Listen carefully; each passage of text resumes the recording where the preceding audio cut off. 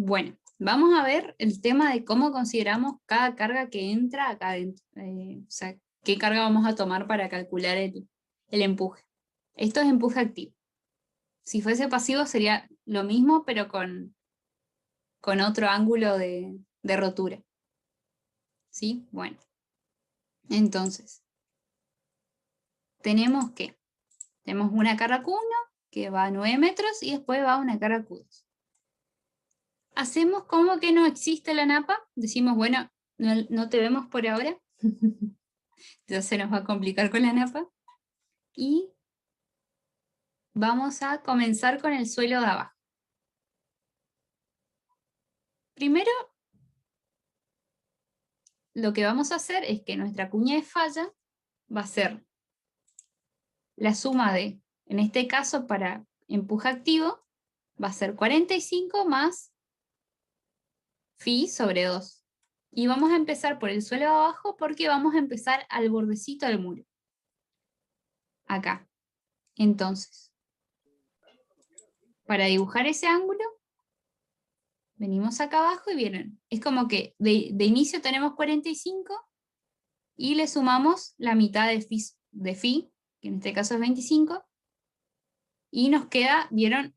Esta línea de falla que está tendiendo a ser más vertical que, por ejemplo, si tuviésemos un empuje o resistencia pasiva.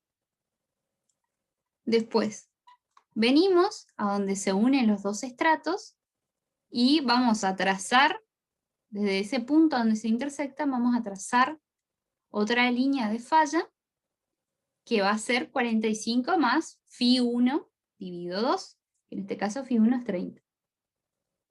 Entonces, de entrada tenemos 45 grados, le sumamos 15, que es phi sobre 2, y tenemos esta línea de rotura. Como pueden ver, bueno, Ana puso todas unas consideraciones. Ah, esto es cómo sacar cuál es la distancia. ¿Cuál es la distancia desde acá hasta acá? Sí, para ver qué carga entra. Ahí ya con el Ah, dibujito uno ve que entra solo parte de la carga Q1. Pero claro. ¿cómo sabemos esto? Vamos a hacer los cálculos. Claro, tenemos que la tangente del ángulo, el ángulo alfa que va a ser de la línea de rotura, va a ser el cateto opuesto, que va a ser la altura de nuestro estrato, dividido el cateto adyacente, que es lo que queremos averiguar, básicamente. Entonces tenemos que despejar el adyacente para esta distancia 1 y esta distancia 2, como para tener toda la longitud de la línea de falla. Entonces el opuesto que el opuesto sería la altura del estrato dividido la tangente del ángulo alfa de rotura para el estrato 1, nos va a dar 2,23, y la distancia 2, que va a ser el opuesto, que va a ser la altura del estrato 2, dividido la tangente de la línea del ángulo de rotura del estrato 2, va a ser 2,02. Entonces tenemos que la suma de los dos nos va a dar 4,25. Cami, ¿Vos la conocés como mamá? No, a lo mejor como mamá tampoco le importa. te consulto algo, Viste que si no le perdón que importa te lo mismo de ella, interrumpa. menos nos aquel. Ese ángulo ¿Me entendés? 57,5 grados Entonces era, uno tiene que ponerse, si uno, puedes a subir ver, para como arriba. mujer, Este es, cree, ¿no? Que la otra persona tiene que tener un poco de empatía Ajá, hacia no uno, sé quién hacia lo está mismo. es hablando. el... A ver, espera. Es el ángulo del suelo. Era con él cuando Hola, vos yo, estabas Omar. todavía con tu esposa. Se escucha mucho ¿Me ruido. entendés? Ya desde ahí está No te mal. escucho casi.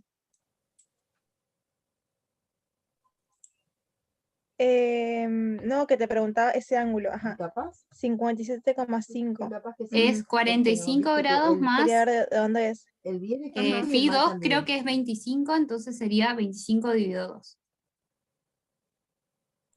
Que es Eso del suelo 2, el suelo de abajo sería. sí, Ahí sí. está al revés, distancia 1 corresponde al suelo 2 y distancia 2 al suelo 1, pero bueno, no importa. Cuestión que entiendan que es el Lo adyacente que importante es tenemos. sacar cuál es la distancia total, o sea, en X de la línea de falla, y ver que lo que abarca esa línea de falla de rotura es menor a 9 metros, entonces se considera que va a actuar la carga 1 únicamente en el empuje. Ustedes me dirán, y en el caso de, por ejemplo, que en vez de tener así las cargas, pero le voy a dibujar acá arriba, tuviésemos, por ejemplo, la carga 1 acá, esta zona, y la carga 2 acá, así. O sea, que nos entre parte de las dos cargas en la línea de rotura, que eso suele pasar a veces en algunos finales y demás. ¿Qué vamos a hacer? Espérenme un cachito. A esta distancia acá le voy a llamar X1, ay, estoy dibujando cuadraditos, X1, para la carga 1, que va a ser este, y a esta carga 2 vamos a tener este X2 que vamos a calcular, vieron, en base a eso de sacar opuesta, adyacente, la línea de rotura, básicamente. Entonces, ¿qué? Ustedes me dicen, pero ¿qué carga considero? Porque me entran las dos cargas juntas. Lo que yo personalmente haría, vamos a tomar que la distancia total de la línea de falla es X. ¿Qué haría yo? Yo tomaría una ponderación, que sería Q1 por X1 más Q2 por X2, perdonen mi letra toda chota en el mouse, dividido X. Y esa sería la Q que tomaría. ¿Vieron? En este caso, tomaría Q1, o sea, en el caso del ejercicio este tomaría Q1 porque solo me entra Q1. Pero en este caso, por ejemplo, yo tomaría una ponderación, no sé si se entendió. O sea, haría Q1 por esta distancia más Q2 por esta distancia y le dividiría por la distancia total, que sería X es igual a X1 más X2. ¿Se entendió? Y ese sería la carga que utilizaríamos para todos los cálculos después, Sí, una sí, porción sí. y Sería, Q1. claro, sería como una porción de Q1 más una porción de Q2, o sea, relativas a la distancia que ocupan, ¿vieron? Si ocupa más Q1, la carga, y Q1 es más grande que Q2, la carga va a ser más grande. Sí, Eso en caso de que justo se dé que les entren dos tipos de carga distintos en claro, en la línea de rotura sería. sí, acá, por Pero ejemplo, en este caso el ejercicio que va a explicar Cami ahora no se da. Por eso se hizo todo esto de explicar hasta dónde entra y qué carga entra. claro. Perfecto, gracias. Bueno, ahí borro todo. Y ustedes me dicen si ven el ejercicio. ¿Están viendo? Ustedes me dicen cuando ven el ejercicio. Sí, se ve. Ahí Bien, se ve, Cami, sí. ok. Entonces, este ejercicio nos pide indicar criterios y justificación en la consideración de Q1 y Q2 para los cálculos, que básicamente eso es lo que explicamos. Ustedes lo que tienen que hacer es redactar eso de una forma clara, con toda esa explicación, y bueno, eso básicamente. Después nos pide graficar los diagramas de tensiones horizontales para cada acción indicando los valores, graficar el diagrama de tensiones resultantes, calcular el empuje total, calcular el punto de aplicación del empuje desde la base del muro y indicar la profundidad que alcanzaría la grieta de tensión. Entonces, como para que entiendan un poco, yo tengo H1 grande, va a ser la altura de mi estrato 1. H2 grande va a ser la altura de mi estrato 2. H1 chiquita va a ser este 250 que está sobre la napa freática. H2 va a ser este 1 metro que está desde la napa freática al filo del estrato 1. Y este H3 va a ser todo el estrato 2. Ustedes les conviene ir haciendo por partes. Entonces, para calcular los empujes, primero vamos a sacar el K activo de el suelo 1, que va a ser tangente al cuadrado de 45 menos phi 1 sobre 2, y K2, que va a ser tangente al cuadrado de 45 menos phi sobre 2 sobre 2. Que vieron que justo sea el caso de que el K activo que el ángulo que ocupamos acá es el contrario al que ocupamos para graficar, ¿vieron? La grieta de tensión. Entonces, si ustedes se acuerdan la fórmula del K activo, saben que para graficar la grieta de tensión de esto, le cambian el signo al ángulo acá adentro y utilizan ese ángulo para graficar. Que en el activo Claro. 45 más phi sobre 2, la grieta, y para el pasivo va a ser 45 menos phi sobre 2. Justo da, Eso es porque se mide, ahí se está midiendo desde la horizontal. claro. Va a tener el mismo signo si ustedes miden desde la vertical, pero les conviene medir desde la horizontal nomás para que sea más fácil todos los cálculos. Claro, desde acá hasta acá. Así, pum. Bueno, entonces, ¿vieron? Acá yo calculo, como les explicamos recién, cuál es la distancia X desde arriba del muro hasta acá donde termina la línea de falla, que es 4,25, que es menor a 9, entonces entra sobre la carga Q1 únicamente para el empuje. Entonces, acá yo tengo un grafiquito que hice a mano, espero se entienda un poco, ustedes me dicen si lo ven bien. Que les conviene primero hacer esto, básicamente. Les conviene dibujar todo lo que tienen en el suelo, todos los empujes, todo le conviene hacer los diagramas, y ahí ponerse a calcular, antes que nada. Ustedes me dicen si se ve bien la foto. Está marcado lo que estábamos dudando, pero está bien, chicos. Bien, entonces, primero vamos a considerar los empujes de los suelos, luego vamos a tomar el empuje del agua, luego, bueno, puse la cohesión, porque me olvidé la carga y después la carga. Entonces, tenemos los empujes del suelo 1. Vieron que acá yo dividí en 3 alturas porque tengo la napa freática. La napa freática es como que si fuese otro estrato más, básicamente, pues les cambia toda la jugada. Entonces, ¿qué tenemos?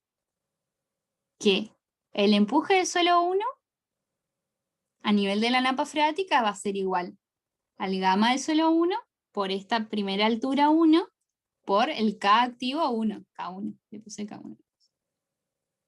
Esa carga, ese empuje, se va a convertir en una sobrecarga por debajo de la napa freática.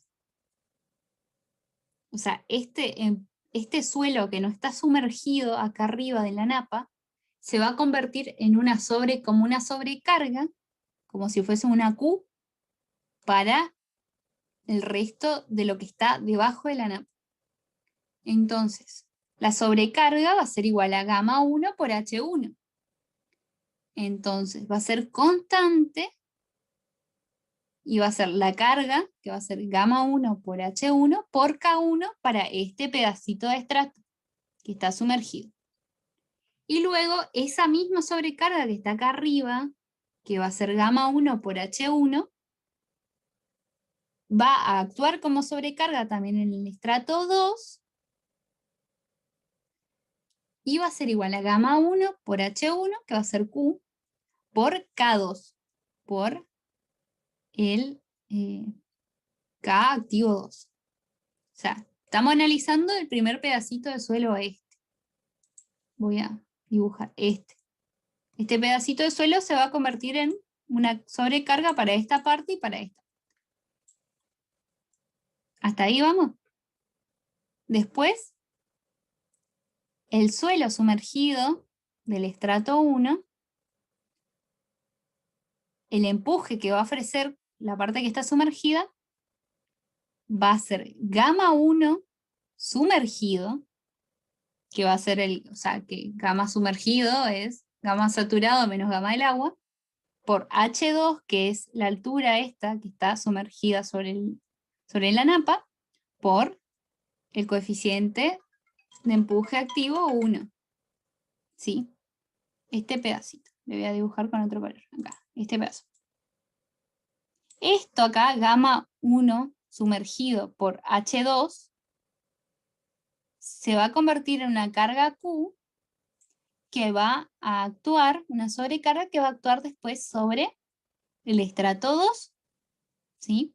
Entonces, esta parte es la sobrecarga, va a ser gamma 1 por H2 por K2, va a ser constante todo el estrato 2. Vieron que cuando se convierte en sobrecarga el diagrama es constante.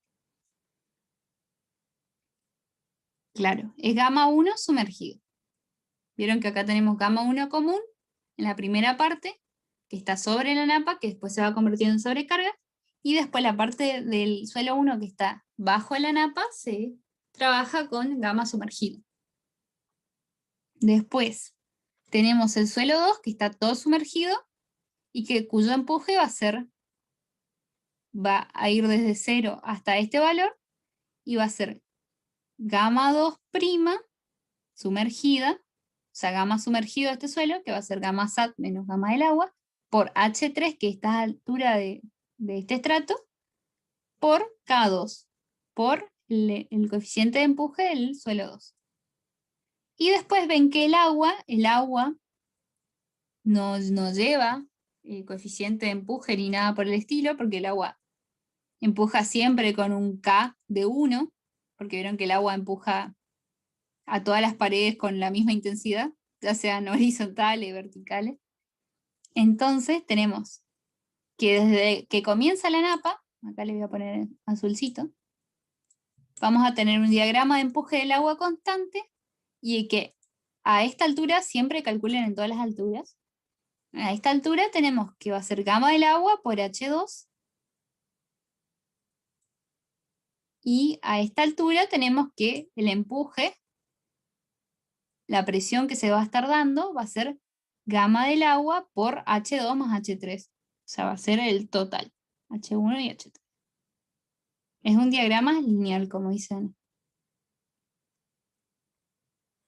Después vamos a hablar de la carga Q, que me quedó acá por último, porque me la comí. Que en este caso Q va a ser Q1, o si tuviesen ese caso de que les caigan las dos cargas dentro de la línea de falla una ponderación, va a ser Q por K1, porque Q ya es la sobrecarga, que va a actuar como sobrecarga en todo el estrato 1, Q por Q1 simplemente para todo el estrato 1, ¿vieron? Todo esto, H1 y H2. Y después abajo tenemos que el diagrama va a ser Q por K2, el K activo 2. En este caso, K2 es más grande que K1, por eso queda así. Les conviene hacer, ¿vieron? Este dibujito como para antes de arrancar a hacer cálculos, ¿no? Y después tenemos la cohesión, que en el caso del empuje activo, como es favorable, porque en este caso de empuje activo, el suelo está empujando al muro, lo que va a hacer es restarnos ese empuje. O sea, nos va a ayudar a que no empuje tanto el suelo al muro y el muro no se venga abajo, básicamente. Entonces tenemos que el diagrama de la cohesión es constante y va a ser 2 por C1 por raíz de K1 para todo el primer estrato, y después que va a ser 2 por C2 por raíz de K2 para el segundo estrato. Y va a ser el único que se va a restar. Si esto fuese resistencia pasiva, la cohesión en vez de restarse se sumaría. Porque el efecto que nosotros queremos no es reducir el empuje del muro, sino estamos evaluando cuánto resiste el muro cuánto resiste el suelo al muro que está siendo empujado, ¿sí? Pero en este caso activa se resta. Si es pasivo, se suma. ¿Se entendió esto?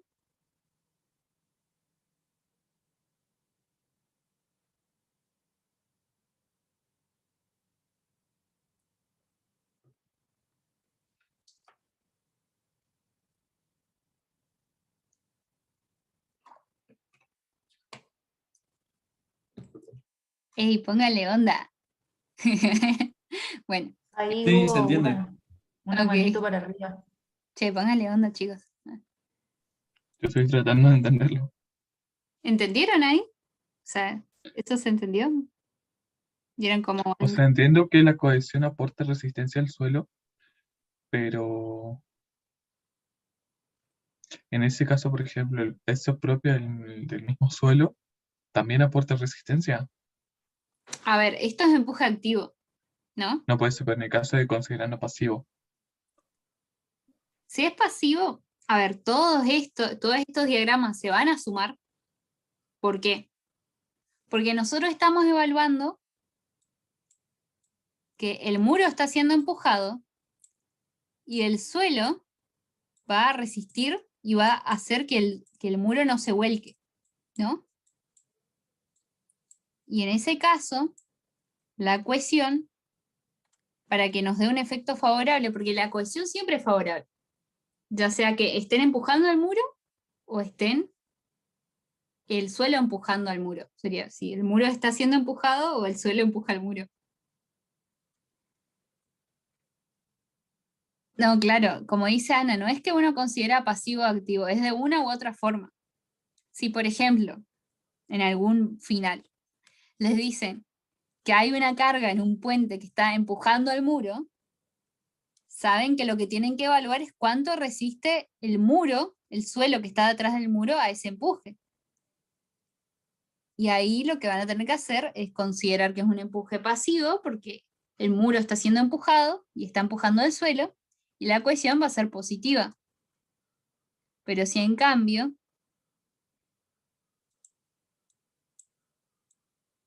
el suelo, lo que estamos evaluando es que el suelo está empujando este muro,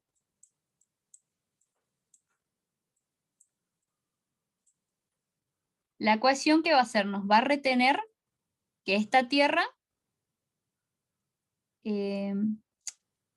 o sea, si tenemos cohesión, la cohesión lo que va a hacer es mantener las partículas de suelo juntas. Entonces, esta parte acá, la parte del empuje del suelo, la parte del empuje de la carga, nos van a tratar de empujar el muro, pero la cohesión va a decir no, yo tengo resistencia entre mis partículas y voy a reducir ese empuje. No sé si se entiende. Sí, sí, sí, sí. Por ahora eso sí. en un caso la cohesión se suma y en el otro la cohesión se resta. Imagínense que tan grande es la cohesión en los suelos de Misiones, que por ejemplo yo estaba calculando ahora un sótano, y la cohesión era tan grande que por ejemplo el sótano tenía 4,50 metros, y de tan grande que era la cohesión comparado con el empuje, encima que tenía un empuje bastante grande, la cohesión me daba que el empuje, o sea, que el empuje del suelo, el diagrama total era negativo hasta casi 4 metros, o sea, como que 50 centímetros me empujaba. Ahora vamos a ver eso de las grietas de tensión y no. Pero como que mi grieta de tensión estaba en 4,50 metros, o sea, que en 4,50 metros yo no sentía nada.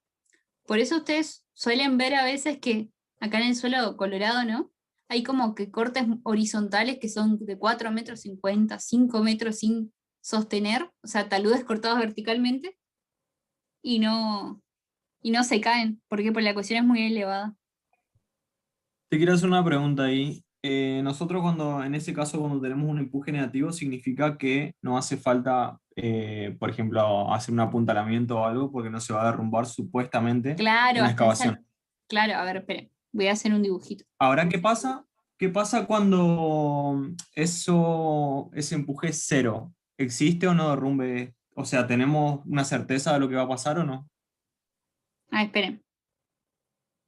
Si quieren, hablamos de lo de las grietas de tensión y demás ahora, ya que estamos, ¿no?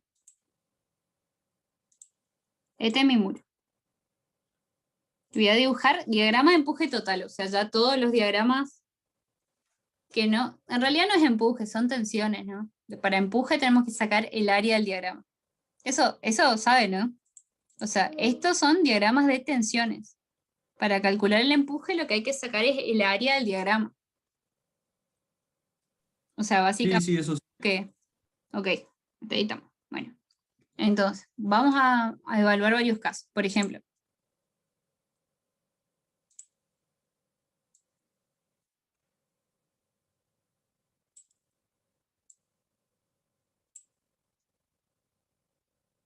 es un suelo con cohesión y fricción, ¿sí?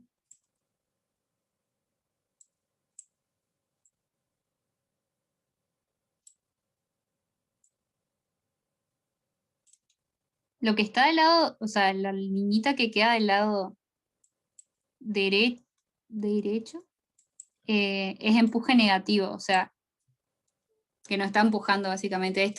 Esta zona acá, que voy a pintar acá, esto es el efecto de la cohesión, ¿sí? Supónganse que este es el muro. Se supone que ese empuje, o sea, ese efecto negativo, o sea, esto es empuje activo, ¿no? Esto es la suma, el diagrama total de la suma de los diagramitas, eso que dibujamos. Esto va a ser negativo, esta zona va a ser negativa, que va a ser la de la cohesión, y esto va a ser positivo, que es el resto del empuje, para ambos diagramas. En suelos con mucha cohesión, por ejemplo, fíjense, esto que tenga, pónganse 5 metros, como era el caso de mi sótano. En este caso, ven que el efecto de la cohesión es tan positivo, o sea, acá dice negativo, no, pero es tan bueno en Misiones, por ejemplo, la cohesión es tan alta, que me da que la grieta de tensión está acá, o sea, casi todo el muro no tiene empuje, básicamente, porque las partículas están unidas entre ellas y no empujan al muro. Y en esta parte se estaría dando un empuje. Esto es si consideramos la grieta de tensión. La grieta de tensión, supuestamente, según Bresal, le digo que en Fundaciones habla, si esto es el suelo, ¿no? Supuestamente es una grieta que se formaría en esta zona, o sea, como una grieta hasta acá, ¿vieron? Que si esto se moja o algo, diría, bueno, este suelo no está empujando. O sea, por ejemplo, si esto se moja, se seca, pasan cosas raras acá, y esto quiere empujar, supuestamente el suelo ni llegaría, se formaría como una grietita acá, y esta parte del suelo que tiene efectos favorables de cohesión, no estaría empujando al muro. Recién a partir de acá abajo, como que se rompería el suelo hasta acá, y toda esta parte del suelo de acá abajo estaría empujando mi muro. En caso de suelos muy cohesivos pasa esto, que como 4 metros y moneda, 3 metros y moneda, vos podés excavar recto, verticalmente, y no se te derrumba el suelo. En caso de suelos que tienen muy poca cohesión, pasa esto, que por ejemplo los 50 centímetros o menos se forma la grietita, y después todo el resto empuja. ¿Sí? Nosotros en ese caso, para calcular el empuje total, directamente no consideramos el área 1 del primer triángulo. O Si sea, vos, hasta... a ver, si vos considerás que hay grieta, que este es el caso que estaba explicando yo, para calcular el empuje, tomarías esta parte de abajo del triángulo, sería, del diagrama total, que generalmente a veces no queda como triángulo, pero esta parte, ¿vieron? Si consideran que hay grietas. Porque si consideran que esa grieta no se forma, tendrían que tomar, vamos a tomar este que es más fácil. Espera, voy a borrar un poquito.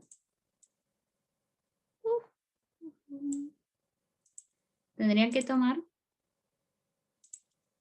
por ejemplo, este diagrama, ¿no? Tiene una parte negativa y otra parte positiva. Si ustedes consideran que no hay grieta, vamos a considerar que esto es triangular perfecto, que no tiene cosas raras ni nada, esta parte, ¿no? Este triangulito va a anular alguna parte de este diagrama, por ejemplo, este triángulo, y el empuje que van a tener va a ser solo esta parte. A ver, marco en violeta. Esta parte. Si no consideran que hay grieta. O sea, parte del empuje negativo se va a anular con parte del positivo, y van a tener solo este diagrama de empuje. Pero si consideran que hay grieta,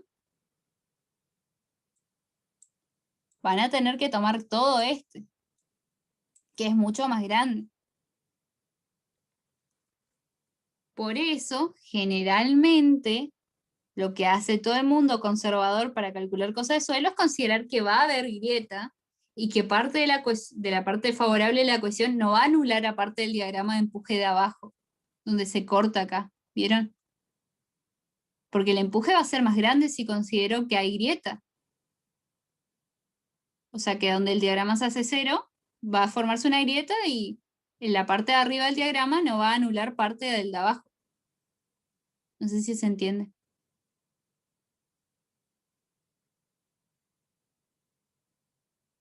Mariel, no sé si entendiste. Ah.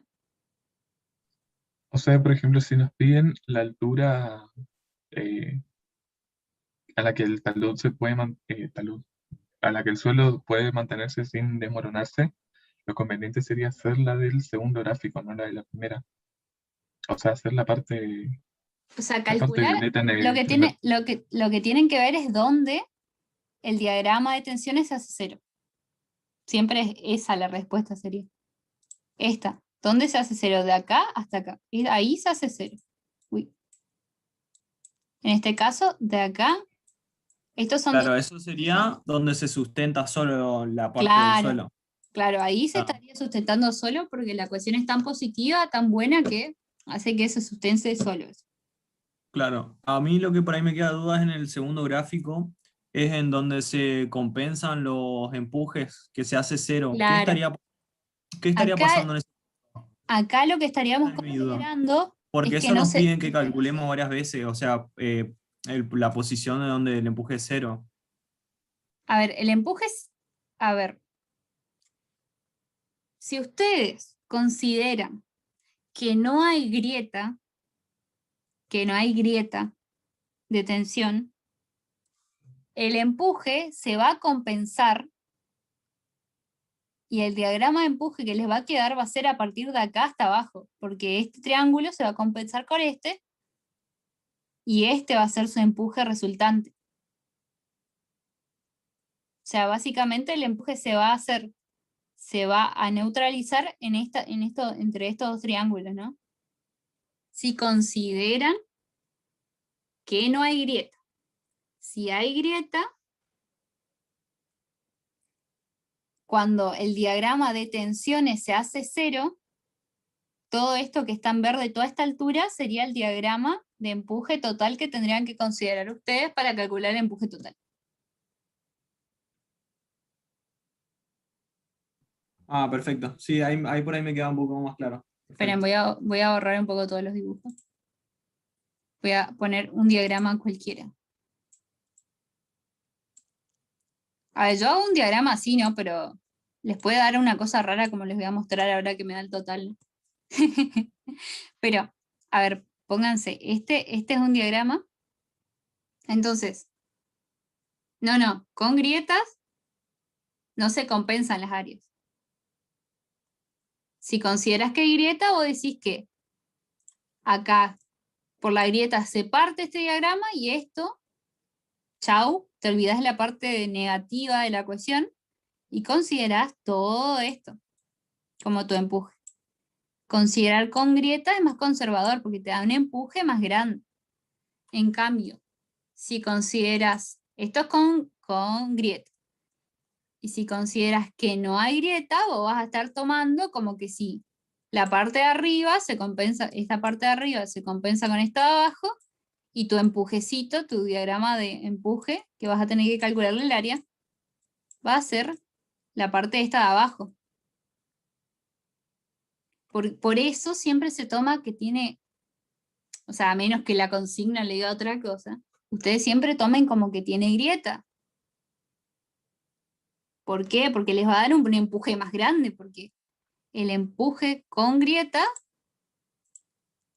que le voy a poner en rojo, va a ser toda este área, o sea, toda esta área de acá. Todo esto. Y si toman como que no existe, que no hay grieta, va a ser solo este pedacito acá, en verde. Y le va a dar mucho más chiquitito. ¿Sí?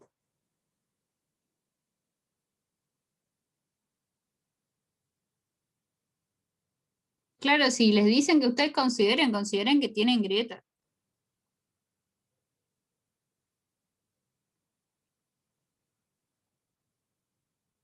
Bueno. Y A eso. mí, y una última consulta con respecto a esta parte. Conceptualmente, entonces, ¿qué es la grieta?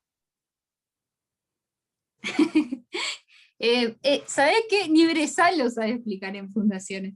Pero básicamente es como que si vos tuvieses el muro sea, algo así es lo que yo entendí, ¿no?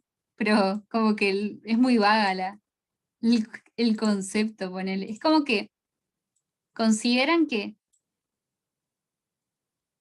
el suelo, en la parte donde está la grieta, ¿no? Donde todo el diagrama es negativo, es como que el suelo no está tocando, o sea, como que toca el muro, pero no está empujándolo, o sea, como que está medio ahí sostenido por sí mismo en esta parte.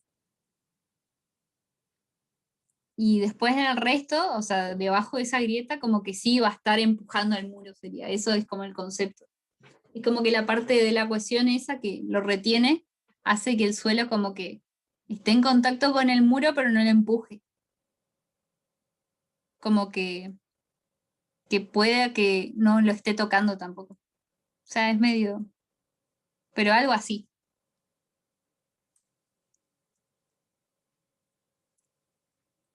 Y en caso de que ese suelo se seque, ¿se pierde la cohesión?